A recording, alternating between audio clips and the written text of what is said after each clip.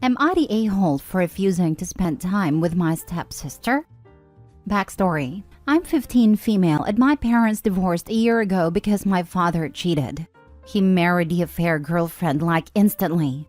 I think he's a complete jerk and told the judge I wanted to live with my mom. So I do, but they still said I had to go to my father's every other weekend. I don't want to see him, but it was stressing my mom out with court stuff. I agreed to go, as long as his wife is totally hands-off, and I can stay in my room and not be bothered, except for one family activity of their choice. So that's where we are. Every other weekend, my dad picks me up, talks at me in the car because I won't talk to him. We go to family therapy where everyone but me talks. I stay in my room until sometime Saturday when I go out with them to do something fun, and then mostly stay in my room until my mom picks me up on Sunday. I have plenty of stuff to keep me busy, so I'm fine, but everyone else, not so much. A fair wife has kids, 12 female, 9 male, that would go to their dads on my weekend, so I never saw them. But the schedule changed, so now they're there when I am. 9 male is fine. He asks to borrow a video game now and then, but is like polite about it and gives them back, so sure. 12 female won't leave me the heck alone. Anytime I don't literally have my door locked, she's barging in trying to talk to me or wanting to do something. I try to tell her to leave me alone in a nice way, but last time I just up and told her I never want to talk to her, and I'm going to ignore her from now on. She cried about it. A fair wife got mad, and my father said she's having a hard time with the divorce too, and I shouldn't take it out on her. I told him he could stop forcing me to visit then, and problem solved. Everyone is mad. My mom says she gets it, but 12 female probably is just looking for someone not her parents to talk to. I just don't see why it has to be me. Now for the top comments. I feel like the YTA votes are missing the point. Opie doesn't want a relationship at all with his step-sibs, and I believe that's a fair boundary. Her whole life has been appended, and she mentions that she tried to be polite with the 12 female to leave her alone, but 12 female, most likely with the blessing of stepmom, continued to ignore her request. Also, there was no real timeline given by Opie, which makes me think this has all happened so fast that Opie hasn't been able to process it without adult interference.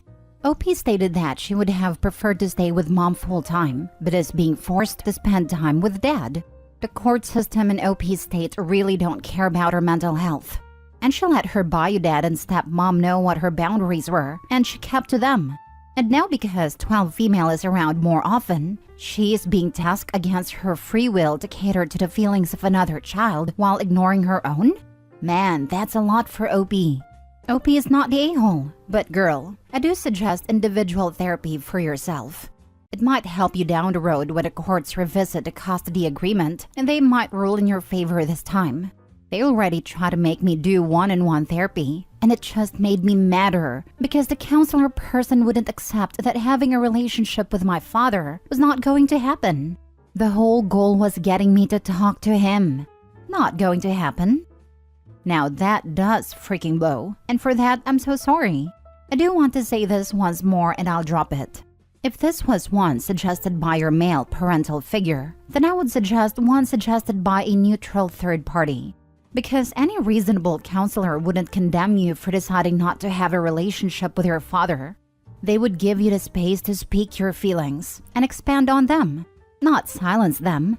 If it was indeed one suggested by your male parental figure, that could maybe a strike against him when it comes to custody agreement. Because one would argue that a counselor was a biased party and a custody agreement should be revisited by someone of unbiased attitude. Stay strong, Opie. Unfortunately, it's often the courts that mandate this type of counseling. The therapist is there to support reunification of the child and estranged parents. I see the benefit of this in cases in which one parent turns the child against the other. However, when a parent has brought it on themselves, like leaving the family for a mistress, they should be forced to deal with the consequences, as in your child wants some distance. Not the a-hole. Your life has been uprooted without your consent. Of course you're angry and having a hard time adjusting. Just try to remember that a fair wife's kids didn't have a say in what happened either, just as you didn't have a say in this situation. Try to remember that they're probably also having a difficult time adjusting and can be your allies in tough times. I wonder if you'd be willing to try to carve out some hangout time with a 12-year-old so that she has a designated time to talk your ear off. You can be like, okay, but I need some quiet me time after this. So I'll do X with you if you agree to honor my alone time. Good luck, girl. I don't want to spend time with either of the kids. I'm okay with lending a game or two to 9 male because then he goes and does his own thing. 12 female is just annoying. It's bad enough that I have to be around her for family fun time. Anything beyond that, and I'm going back to refusing to visit, and the court people will just have to deal with it. Next story. Am I the a-hole for correcting my stepdaughter's dad when he called me her nanny? I've been with my wife for 8 years now, and she has primary custody of her daughter, Santana, 9. Santana sees her dad Mark every other weekend and some holidays. As I have been one of Santana's primary caretakers for the past 7 years, since I moved in with her mom, I've taken care of her more than Mark has, and we are quite close.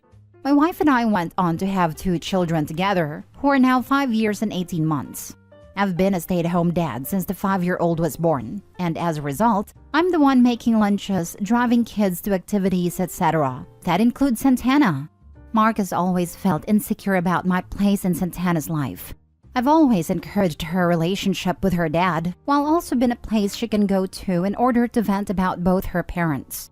I've never asked her to call me dad, but I've made it clear I love her the same as her siblings, and she's also said she loves me and considers me her second dad. Mark mocks me for my stay-at-home dad role. My wife always shuts him down, and I just ignore him.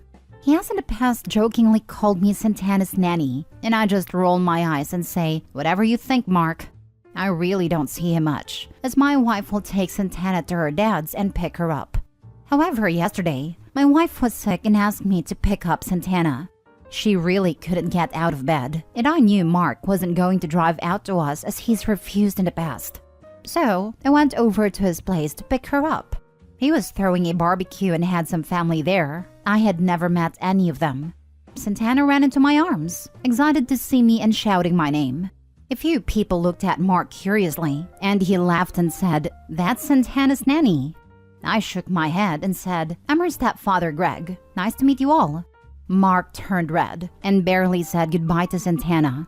I didn't think much of it, outside Mark just being Mark.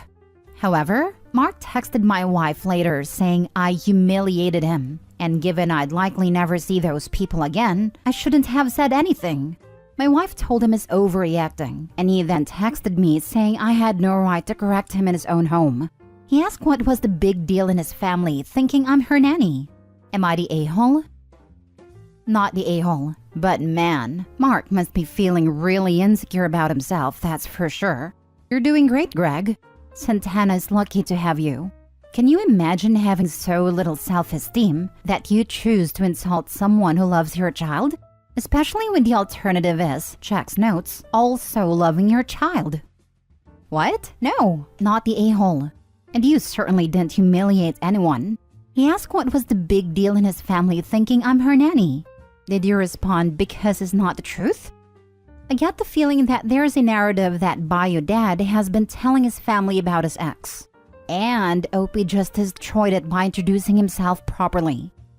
I think it's 3 things. 1, it makes my wife look bad that she couldn't be bothered to get out of bed to go get her daughter.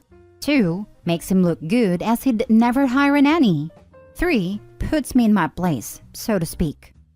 You forgot about 4, tells families paying child support to fund your salary. That would require him paying it, but I'm sure he lies to them and says he does. Next story. Am I the a-hole for making my daughter leave because my husband is attracted to her?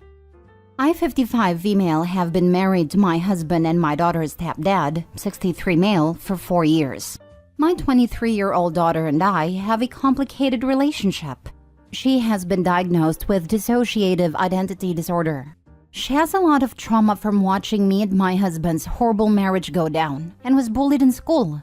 When she told me she was being bullied by peers, my view that all children are innocent really tied my hands, because I told her that if I said anything to them, I would be an adult harassing a child. She has blamed me for that ever since, and keeps referring to this one time where the kids at school called her trash due to the fact that she wasn't taking care of her hygiene due to depression. Part, not all, of my response was telling her to take a shower, and I bought her new clothes. The bullying finally ended with an expulsion and a suspension for the ringleaders. She still throws the fact that a school clinic volunteer told her that if she was their kid, she'd have permission to punch back if administrators didn't do anything. I thought that having her live with me while she finishes school and gets a job would help heal some childhood wounds if my second husband and I modeled a healthy relationship. However, my daughter now doesn't get along with my husband. She is a very introverted, creative person who likes immersing herself in escapism. So she'd get annoyed if she was sitting eating alone and my husband would sit across from her and eat, saying she ate later so she could eat alone. However, my husband started acting distant from me, and my daughter complained that his eyes lingered for too long. She got very angry, and there was a lot of shouting and slamming of doors. Finally, my husband admitted he's attracted to her, and it's hard to be around her all day. Said she was walking temptation, and said that's why he was avoiding being intimate with me. I was so upset to hear this. I don't blame my daughter for this, but at the same time, the situation has become unbearable. Something would have to give, and I couldn't collect my thoughts with both of them still being in the house. So, I gave my daughter money to stay at an extended stay hotel and asked her to utilize her college's emergency financial and housing resources they have for students in need. She responded by storming out and telling my ex, who is now circling social media, using it to paint me as the villain of all villains. I'm not abandoning my daughter. She qualifies for those resources anyway since my ex is unemployed and we are in substantial debt. I just need time to process the situation and don't want to leave my house to stay with my daughter when I have a marriage to figure out whether or not to save. Am I the a-hole? Now for the top comments. You're the a-hole. I am very sorry that your daughter does not have a competent, caring mother. I cannot agree more. OP is disgusting. As a mother of a teenage daughter, this is one of the most horrific things I've ever read. OP, you are a horrible mother. Save your marriage? This man has admitted to wanting to sleep with your child. This man who is a fatherly role wants to sleep with your baby girl. I don't care if she is 23 or 43. She is your baby, and you chose him over her. Shame on you. I desperately hope this is fake. Please, please, please tell me this is made up. You let your daughter down in childhood by not protecting her, caring for her, nor being attentive. Now you are married to a pervert who is lusting after your much, much younger daughter, causing your home to become unsafe for your daughter. And what do? Throw her out and keep the pervert. Great going there, Mom. You're now 2 for 2. You could have yanked your daughter from school. You could have stormed the principal's office. You could have noticed and immediately gotten her mental health help. But nope, not you. You could have told your husband, ew, yuck, you are sick, and kicked him to the curb, and gathered your wounded bird to your bosom and vowed to protect her. But nope, not you. You're the a-hole for destroying your daughter's life with your piss-poor parenting and self-involved behavior. But she needs to save her marriage so she can show her daughter a healthy adult relationship. Last story. Am I the a-hole for excluding my sister-in-law and her family on a family vacation because her kid is awful? I, 34 female, have kids, 6 male, 3 female, and 3 male with my husband Luke, 32 male. Luke's family go on a big trip in the summer holidays with the kids in a big Airbnb. Usually it is our family, Luke's 3 brothers and their families, and not his sister Anna, 29 female. Anna never wanted to come before, as she was single, and she said there was too many kids for her to be around, 11 kids from the 4 families. And she wouldn't enjoy the activities set for the kids/couples. Anna has been dating Dave, 33 male, for the past year, and Dave has a son, Sam, 12 male. I have met Dave at family functions with Anna. At our last family dinner at my house, Sam threw a tantrum over not liking the food and tried pulling the tablecloth off the table, spilling food and pushing plates on the floor and broke some of my tableware. Sam also kicked my older son and tried teaching some of the younger kids swear words. Anna and Dave apologized and were very embarrassed by Sam's behavior and helped clean up.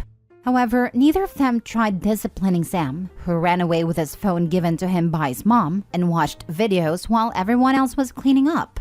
I have met Sam 8 times and all of them have been negative experiences. Anna told me that Dave is scared of his ex-wife, so he won't override her parenting, and she doesn't believe in saying no to Sam. Every time Anna tries saying something to Sam, he just reminds her that she's not his real mom. This year, as a family, we had invited Anna and Dave to come along to the trip. However, after meeting Sam, we collectively decided to uninvite them if they brought Sam. This year, we are going to a large beach house for 2 weeks, and being there with Sam sounds like a nightmare, as neither Anna or Dave will stop him. Anna called me up and was upset, as she said Sam needed patience and time to adjust as he has been through a lot. Sam's mom is getting remarried and his dad has moved on, and excluding Sam from this trip was mean. And Anna asked me to tell Sam to his face next time we meet that he will not be coming on the trip. I tried explaining to her this was a group decision, and for the sake of everyone's well-being and experience on the trip, we had all said no to him. I offered to spend more time with Sam, Dave, and Anna separately outside the trip as a family, but she declined and will not speak to me. The rest of the family agree with me, but the trip is next week now, and I am not sure we are actually the right. Dave and Anna need to get a different Airbnb nearby, bring Sam over in small doses, and remove him instantly when he starts to misbehave. They also need to agree, in writing, that they will pay for any damages that Sam does to your rental when he is visiting. This is the only way that Sam can transition into being welcome with everyone else after he has transitioned to your family's rules. When he learns to behave, because otherwise he can't stay, and decides it's more fun to play with his cousins than creating chaos, then he can share your Airbnb. It will be a lot of work for Dave, but he created this problem. No vacation for him until he solves it. I had not thought of this compromise. They stay at a separate place. It's a good idea. Though I suppose they could say it will make it more expensive for them. They'll be paying for their own place instead of splitting the cost of the main house. Still, it would keep them included. Perhaps also, if they agree to that, a family meeting with the adults and Sam and them explaining the rules to Sam before the trip. This is a nice compromise. It puts the onus on Dave and Anna to monitor Sam's behavior. I would just make sure that the rules are clear and add to written agreement that misbehavior, violent, rude, and destructive actions means they leave immediately and go back to their rental, whether things are broken or not. Kind of a timeout for Sam and Dave/Anna, because if they're not going to discipline Sam, then they also need to be in a timeout. Not the a-hole. Dave set the rule that no one can tell Sam what to do. The only thing left is not allow Sam to come. If Dave and Anna can't get their head around that, then why do they want to come and ruin everyone's trip? That is super rude on their part. They are the only a-holes.